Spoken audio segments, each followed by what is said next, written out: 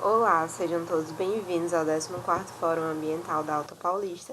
Eu me chamo Cíntia Beatriz, sou estudante do curso de Arquitetura e Urbanismo do Centro Universitário Uninova FAP, na cidade de Teresina, Piauí. Junto com meus colegas de trabalho, Rômulo Mataus e Kelly Beatriz, nosso trabalho se intitula Contraste na Infraestrutura Urbanística de Teresina, Piauí, o caso do Morro da Garrincha e Miranda Dantas. Nosso eixo temático se encaixa em cidade, arquitetura e sustentabilidade. Iniciaremos nosso trabalho fazendo uma breve contextualização acerca da problemática urbana. As cidades enfrentam entraves na busca pela eficiência do sistema urbano e garantia da qualidade de vida da população. Nesse panorama, o urbanismo é um instrumento aplicado para cumprir tal objetivo. A introdução do planejamento das cidades se deu a partir da criação da Carta de Atenas, que consolidou o urbanismo e trouxe à tona a importância do planejamento regional e infraestrutural urbano. O desenvolvimento urbano no Brasil ocorreu a partir da metade do século XX, quando a urbanização aconteceu de modo acelerado e irregular. Esse fato gerou consequências no ambiente urbano, dentre elas a favelização, violência, poluição e enchentes, entre outras. O processo de favelização começou a ser chamado pelo IBGE com seu novo conceito de aglomerado subnormal, definido como conjunto constituído por 51 ou mais unidades habitacionais, caracterizados pela ausência de título de propriedade e a falta de pelo menos um tipo de serviço público prestado. Processo de favelização dentro de Teresina, Piauí. Dentro do contexto urbanístico brasileiro, Teresina destaca-se por ter sido a primeira capital planejada. Apesar disso, o intenso desenvolvimento gerou desordem na malha urbana teresinense. Nesse viés, os aglomerados subnormais representam uma problemática na capital piauiense. Tendo em vista o contexto apresentado, o artigo em questão tem como objetivo a análise infraestrutural de aglomerados urbanos, à luz dos direitos sociais garantidos pela Constituição Federal, adotando aspectos positivos e negativos. Os objetos de estudo escolhidos para tal avaliação são Morro da Garrincha e Miranda Dantas, ambos localizados na zona leste de Teresina, Piauí. Como metodologia, foram realizadas visitas in loco e revisões da literatura acerca do urbanismo e dos aglomerados subnormais. Após a coleta de dados, tais tópicos foram analisados, tendo como foco os principais aspectos desfavoráveis identificados, como infraestrutura das habitações, vias de circulação e serviços públicos oferecidos na região. Já entrando na questão dos resultados, os nossos objetos de estudo estão localizados na cidade de Teresina, Piauí, logo o mapa do Piauí à esquerda, com a localização da capital, à direita, o mapa de Teresina com a localização do bairro Horto Florestal, onde se encontram os aglomerados. A figura 3 representa a localização dos aglomerados dentro do bairro Horto Florestal e a figura 4 apresenta uma imagem micro dos aglomerados. À esquerda temos o aglomerado Miranda Dantas e à direita o Morro da Garrincha. O que podemos falar do bairro Horto Florestal da cidade de Teresina é que é uma área bem urbanizada e com ampla variedade de serviços públicos e privados. Já os aglomerados surgem em meio a esse contexto, resistindo até hoje, alguns em situação ainda irregular. O primeiro ponto a ser analisado dentro do aglomerado foram seus passeios públicos, onde foi possível constatar 3 tipos presentes: os passeios ausentes, os não conservados e os intrafegáveis, onde na figura 5 temos a primeira imagem, um passeio ausente, na segunda imagem, um não conservado, já com proliferação de plantas e depósito de areia, e o último intrafegável, com diversas variações de níveis. A calçada, ela faz parte da via, é pública, porém de responsabilidade privada, ou seja, apesar dela ser pública, cada morador, cada dono de lote, cada dono de sua residência, de seu comércio, tem a responsabilidade de mantê-la. A Lei das Calçadas diz que faixa livre é a área acessível destinada à livre circulação de pessoas, desprovida de obstáculos permanentes ou temporários, com superfície regular, firme, contínua e antiderrapante sob qualquer condição, ficando fixada a largura mínima de 1,20 centímetros e largura recomendada de 1,50 centímetros. Isso trata na Lei das Calçadas de Teresina, que foi formulada em 2014. Pontos estes que, como constatado, não são levados em consideração no momento da construção das vias públicas destinadas aos pedestres, o que foi observado nesses aglomerados. O próximo ponto a ser analisado foram as vias de circulação, que ainda é feita de pedra poliédrica, que é um tipo de pavimentação que se desgasta mais rápido e dificulta o tráfego, por conta da irregularidade das suas pedras e do seu assentamento. Há uma ausência de sinalização horizontal. Nos últimos anos, com novos planos feitos para as cidades, inclusive para a cidade de Teresina, houve uma determinação de pavimentação das vias serem feitas com um piso intertravado.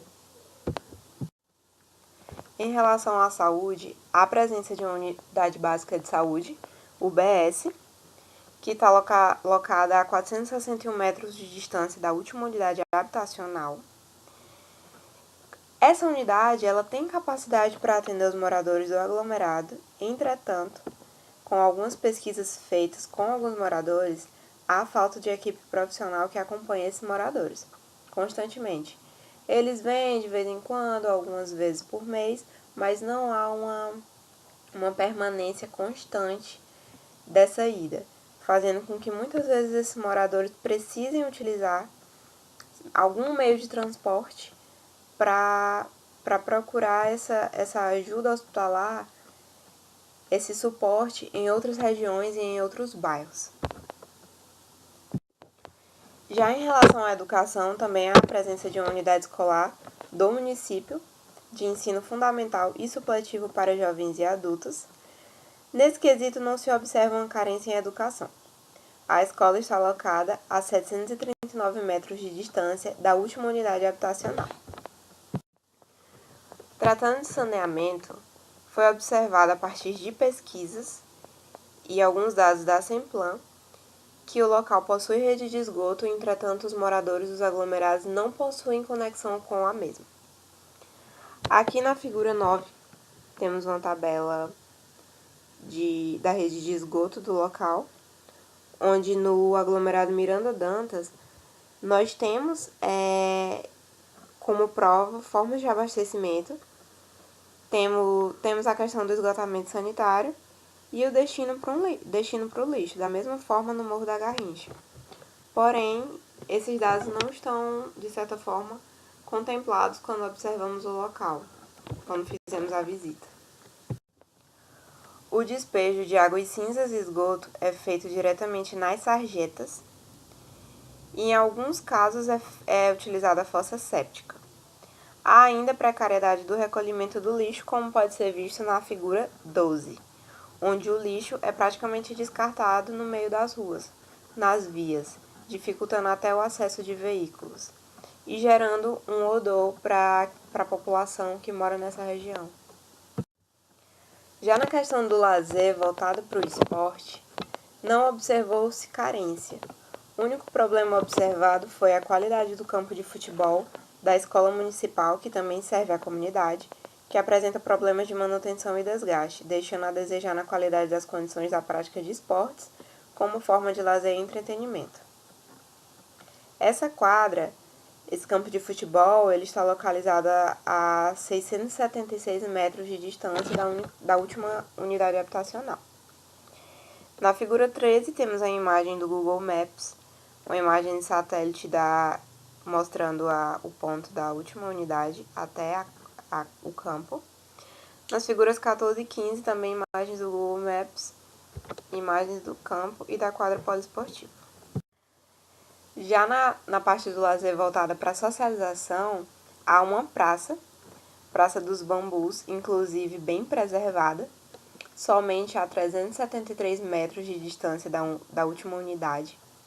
Na figura 16, temos a imagem dessa última unidade até a praça, e na figura 17, uma imagem da praça, como vocês podem ver, bem preservada, que abastece bem os aglomerados. Não só os aglomerados, mas também o bairro Horto Florestal.